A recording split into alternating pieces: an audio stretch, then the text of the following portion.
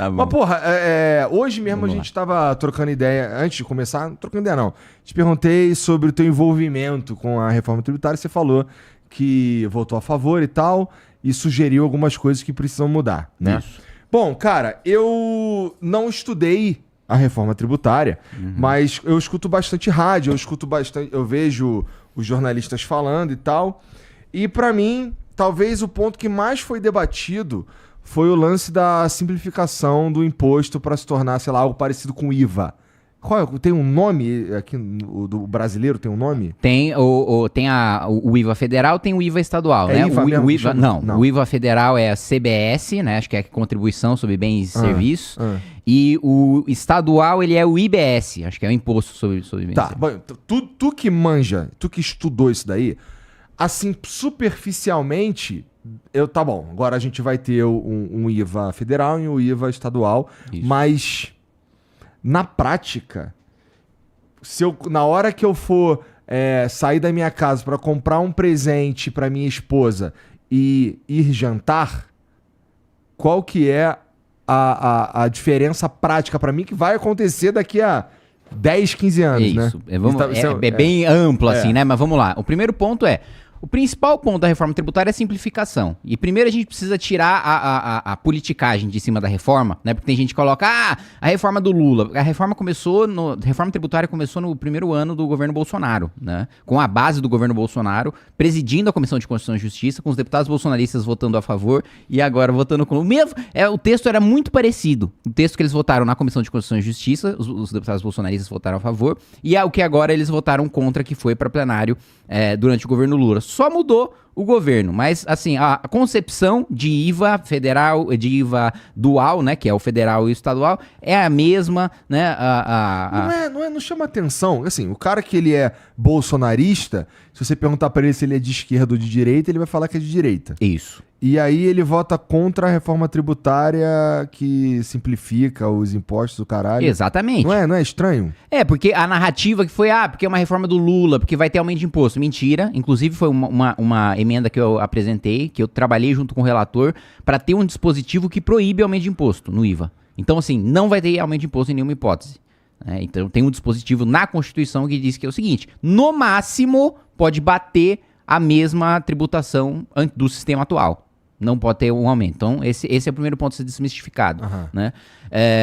Um outro ponto que eu lutei contra e nesse ponto os bolsonaristas estavam contra também, ajudaram na articulação, a gente conseguiu retirar, era o cashback com base em gênero e raça. Né? O que é o cashback? O cashback, a ideia do cashback é o seguinte, olha, a gente vai cobrar, o sistema tributário tem que ser neutro, então tem que ser, no máximo, com raríssimas exceções, a mesma tributação para tudo. Para quê? Porque o Estado não tem que nem incentivar nem desincentivar a produção de nada. Tem que ser de uma maneira o que seja mais produtivo, né? Não tem que ser hoje, por exemplo, você tem um monte de empresa que vai para a Zona Franca de Manaus, ou você tem um monte de empresa que vai para um estado que está longe da mão de obra, que está longe da infraestrutura, que está longe de tudo, que tudo é mais caro. Só que só de pagar menos imposto já vale a pena. E isso não é eficiente. Por quê? Porque quando você vai... Essa indústria que tá nesse lugar com privilégio tributário, quando vai competir lá fora o cara tá num lugar que a mão de obra é melhor, que a infraestrutura é melhor, que a logística é melhor e que o sistema tributário é melhor também. Né? Então, assim, a gente basicamente subsidia ineficiência. A gente manda a empresa pro lugar em que ela vai produzir mais caro, mas que o produto final vai ficar mais barato porque ela tá pagando menos imposto. Então, assim, o imposto virou a coisa mais importante do que produtividade, do que eficiência, do que mão de obra, do que logística, do que tudo. Quando, na verdade, um sistema produtivo só funciona quando é baseado na produtividade, né? Quando na eficiência. Precisa custar menos, precisa vender mais, precisa estar mais próximo do consumidor, o meu funcionário precisa ter uma qualificação melhor. Esses deveriam ser os critérios. No Brasil, não. No Brasil, o critério é onde eu vou pagar menos imposto, porque o imposto é tão pesado que é o principal pauta. Né?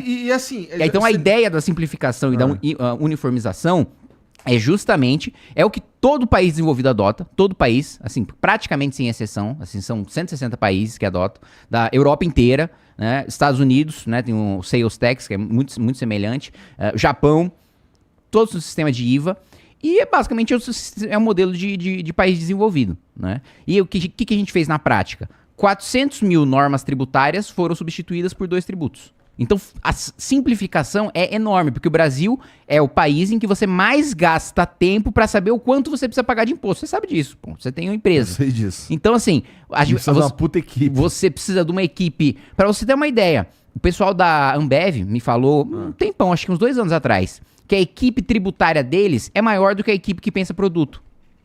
Ou seja, os caras gastam mais dinheiro com advogado tributarista e com contador do que criando produtos criando produto pro... Isso é insano, cara. Isso é insano.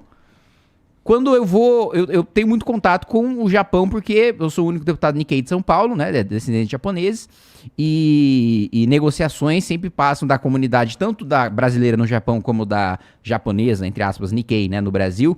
Passam, né, por negociações e que eu participo como vice-presidente do Grupo Parlamentar Brasil-Japão, né? E os empresários japoneses falam, a gente não sabe calcular imposto brasileiro. Eu falo, meu, a gente também não, viu? Não é culpa de vocês. A gente também não sabe.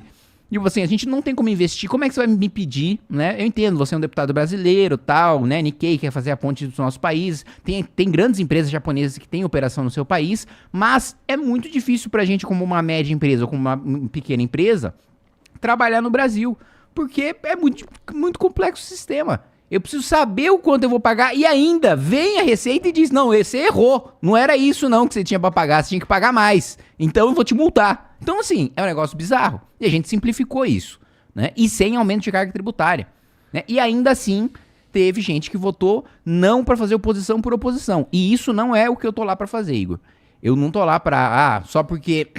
Tudo que veio do... É o que eu costumo dizer há muito tempo. Nesse caso, quando o cara faz isso daí, foda-se o Brasil, né? Exato. Não é questão de... Não tô falando que o maluco ele não pode ser contra. Ele pode ser contra. Isso, mas não pela razão de que está no governo que ele é oposição. Não é? Então, é o que eu costumo dizer. O Renan Calheiros, se de repente ele falar que a lei da gravidade existe, eu não vou começar a flutuar. Né? Ele também pode sair verdades da boca dele.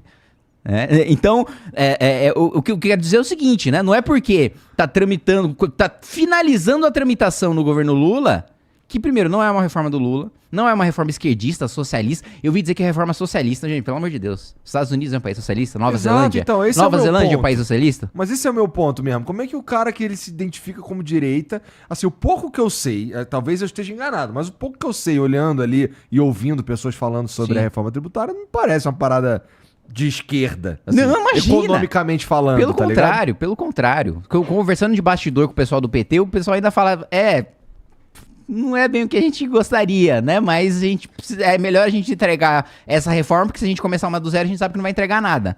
Né? Então, não tem nada de esquerda Mas se liga, tá Pelo bom. contrário, cara, você tem simplificação tributária, você tem foco na competitividade, diminuição o contencioso, né? Ou seja, o quanto é disputado no poder judiciário, né? Porque a empresa discorda da receita do quanto ela precisa pagar. Aí ela vai pro judiciário. A gente tem um PIB inteiro de contencioso, ou seja, de tributos que estão sendo discutidos no judiciário. Sério? Sério, um PIB inteiro. Quando a média do mundial, né, não passa de 10%, de 5%. O nosso é 100%.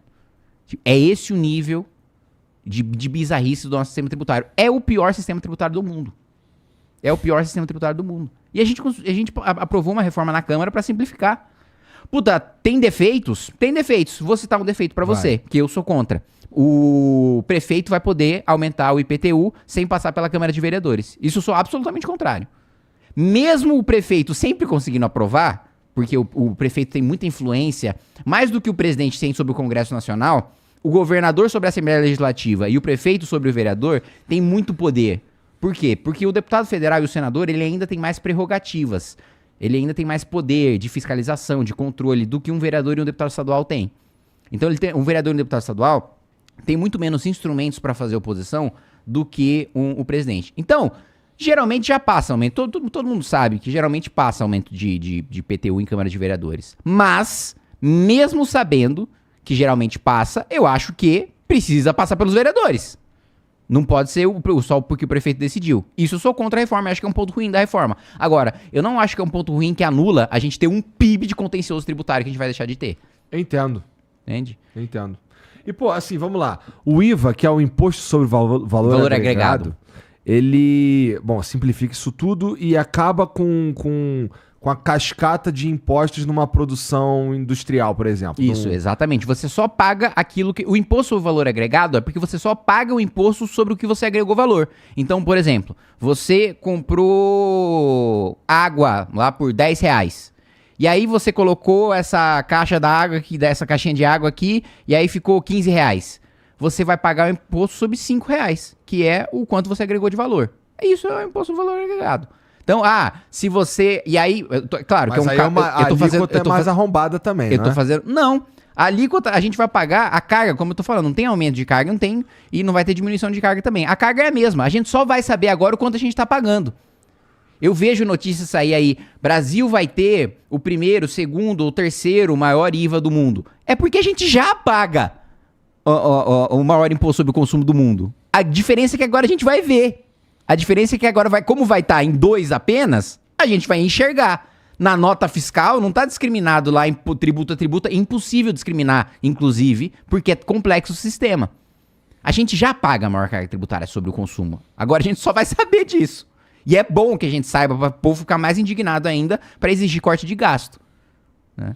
Que, inclusive, fazendo um ganchinho com uma pauta importante para mim, para o meu mandato, que é a PEC antiprivilégio, que eu apresentei na reforma administrativa no mandato anterior, estava tramitando a reforma administrativa, né, para reestruturar o funcionalismo público, só que o governo Bolsonaro não tinha incluído a elite do funcionalismo público, né? E eu falei, uma reforma administrativa, ou tem a elite, ou eu não voto.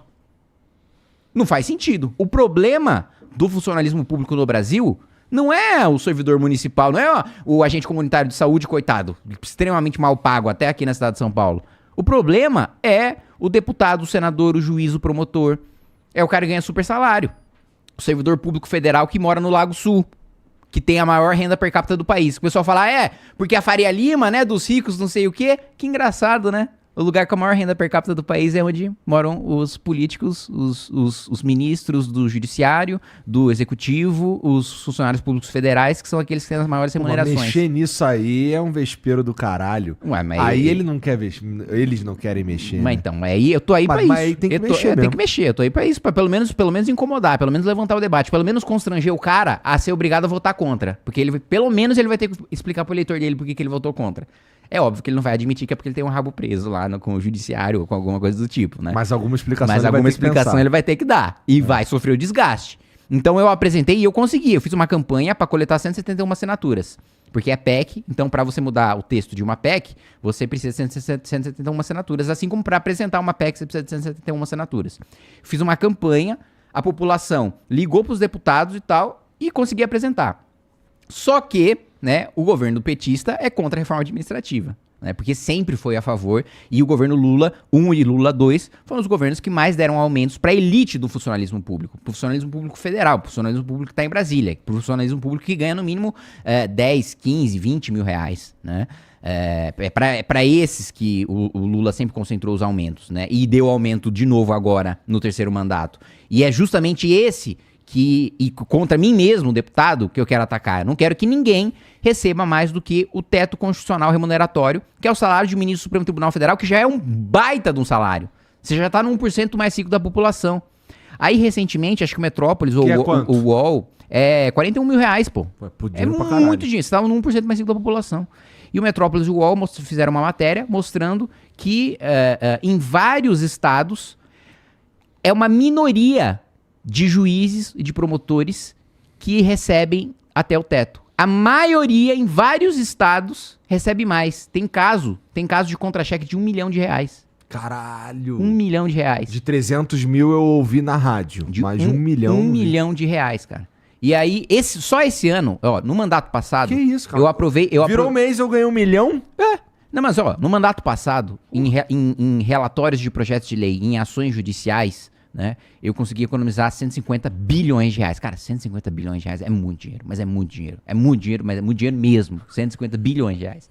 Nesse comecinho de mandato, eu entrei com uma ação no Tribunal de Contas da União, porque o judiciário queria receber quinquênio retroativo, né? O que é isso? Quinquênio eu tenho um aumento de salário automático a cada 5 anos. Que já é uma patifaria, né? Por quê? Você tem um aumento automático de salário a cada 5 anos. Todos os juízes? Todos merecem? Todos produziram mais? Por quê? já acho errado aí. O cara queria receber retroativo, ou seja, eu ingressei na carreira em 1990. O quinquênio foi criado em 2020. Eu quero receber como se o quinquênio tivesse sido criado em 1990. E aí ele recebe retroativo, vem um contra-cheque de 1 milhão. Cara, qual que é a desculpa pra meter essa? Porque... Cara, pelo amor de Deus, cara. Cara, eu já vi das desculpas mais esdrúxulas possíveis, assim. Eu já vi que... Quem precisa, na prática, de mais de 41 mil reais pra viver? Eu já vi, cara... É porque os caras não querem viver, os caras querem esbanjar.